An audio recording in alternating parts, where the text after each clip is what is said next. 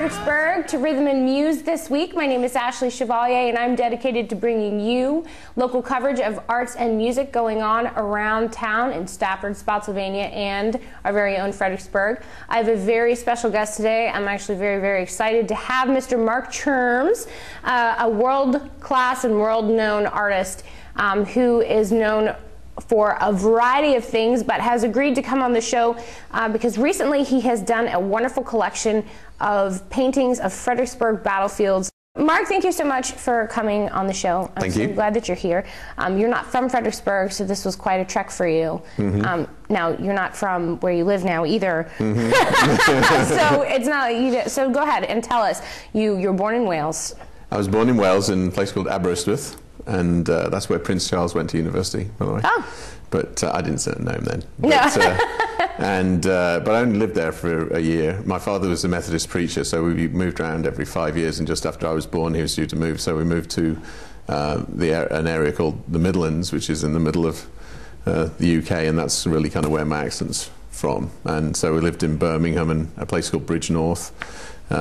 Bridgnorth is where they provide all the steam trains that you see on the movies, like The Lion, the Witch and the Wardrobe and all that kind of thing. Oh, that's kind of cool. They have an old railway there, and we used to play on that as a kid. And then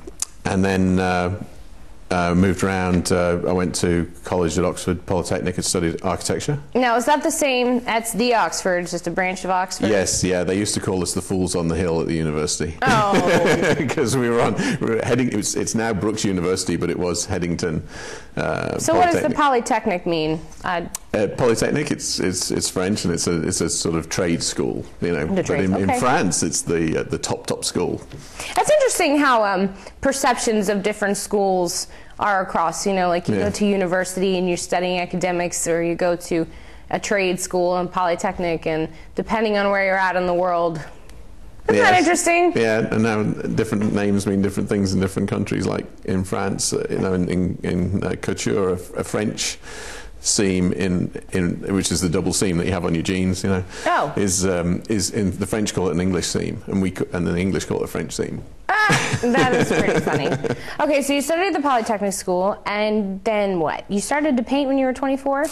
Well, I'd always done paintings. My dad actually, when I was a kid, he read me a book called The North Against the Sioux, which was about the Fort Phil Kearny out in Wyoming, and about the battles with Red Cloud and the wagon box fight and all this kind of thing, and this guy called Portuguese Phillips who rode down and delivered a message that the fort was being besieged. And it's based on true events, but it was a novel, and that kind of really spurred my interest. So as a kid at school, I'd always have these little paintings of stick figures of, you know, sort of cowboys and Indians and soldiers and Indians and that kind of thing.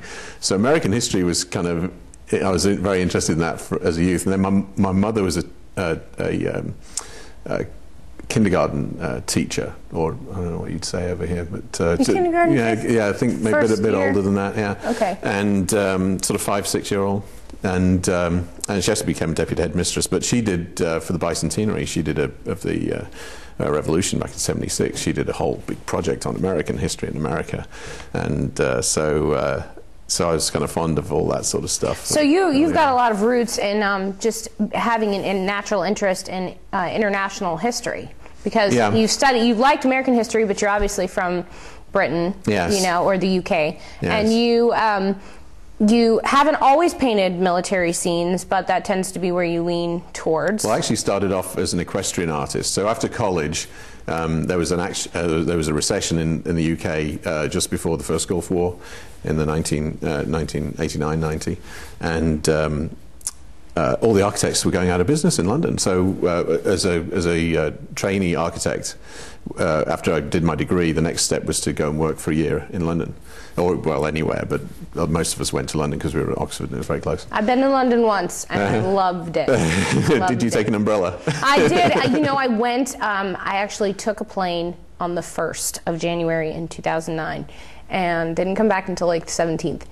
It was rainy and it was cold, but I stayed in Russell Square. Oh, nice. Like in a house right outside of Russell Square, and took the tube everywhere, went to Camden and Covent Gardens and, you know, in Kensington and all that fun stuff, and tried to in Soho and rode the bus and had the Oyster Pass, and gosh, what an experience. I was like, this is a whole world.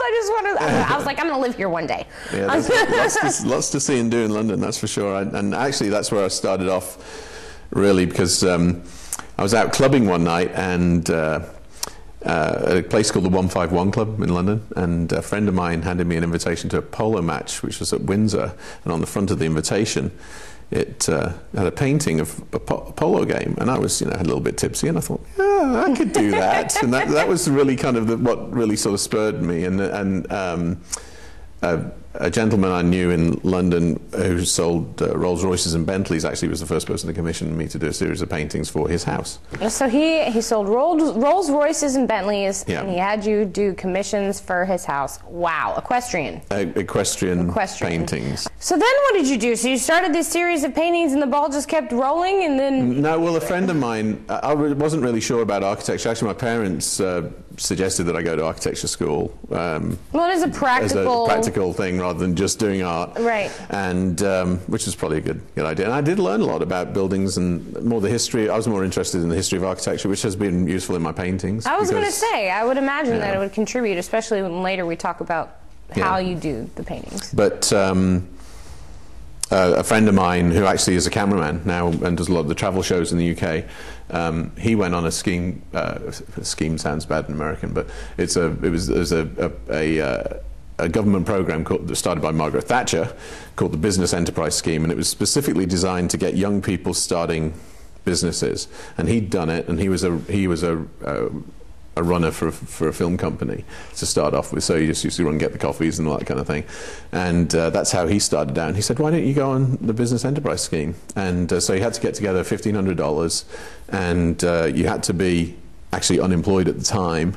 And so in the first year of business, you could claim a welfare check, but you couldn't, if your business made any profit, you couldn't draw on it. And that's actually how I started off with the whole group. So they taught me how to come up with a business plan and finances, and, you know, doing your taxes and all that kind of useful stuff, which you actually need to know if you're going to be a professional artist, because you're going to be a small businessman. So I'm glad that you made that point, and that's something that I like to draw on, because a lot of time the artists and musicians that I bring on the show are local business owners in other trades or other areas. The last artist I brought on was in the finance. I brought on musicians who, you know, own tinting companies. I'm a teacher, you know, a private voice instructor, but I've owned several different businesses. And you have to have that kind of sense to be successful at it. Yeah. And I just played a show and had an artist there who's just starting out as well. As far as painting, he just started. You know, and it's great acrylic work, and it's that same thing. It's like, how do you get started? Well, it's the small business sense. It's going that way. So I'm glad you point that out. We're going to take a short break, and we will take a deeper look at the paintings that you see behind us that Mark Churms has done, and a little bit more. You never know. See you in a minute.